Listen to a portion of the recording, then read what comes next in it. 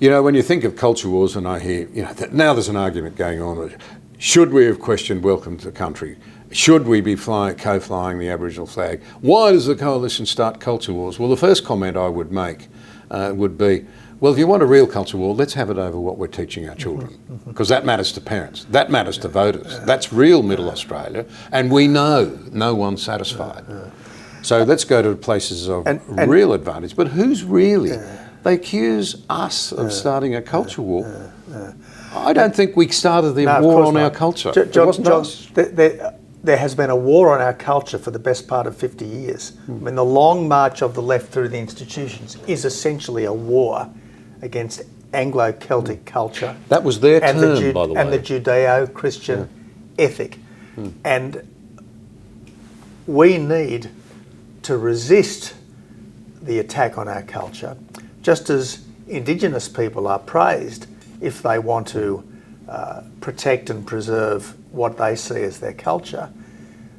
If it's right for that, it's surely right for people like ourselves to protect and preserve the Australian version of English-speaking civilization. In turn, I would argue, perhaps the finest flowering of Western civilization more generally.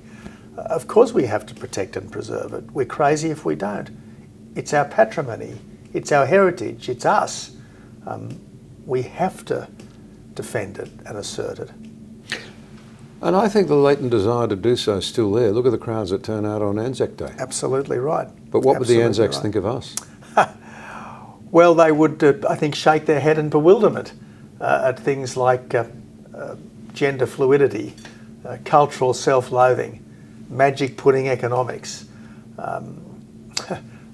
the virus hysteria that we lived through for 2 years. I mean, I think so many of our forebears, the climate cult, I think so many of our forebears would wonder what madness had taken over.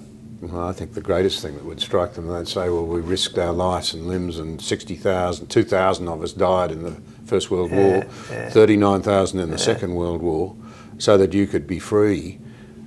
And now you won't muscle up to the internal challenges or the external challenges. We do stand on the shoulders of giants. Absolutely. And look, freedom should be an opportunity to be our best selves, not an opportunity to be weak and self-indulgent.